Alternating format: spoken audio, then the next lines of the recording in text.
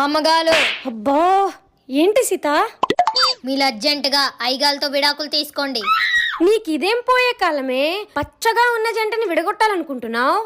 ఇందాక ఇంటికి ఎప్పుడు వస్తారో కనుక్కుందామని ఫోన్ చేస్తే ఒక అమ్మాయి ఫోన్ ఎత్తి మీ ఐగాలు నాతో బిజీగా ఉన్నారు, తర్వాత ఫోన్ చేయని చెప్పి పెట్టేసింది.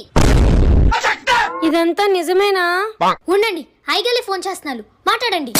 ఇలా గివ్వు. రే బక్కలోడా, నీకు నన్నెలా మోసం చేయాలనిపించిందిరా?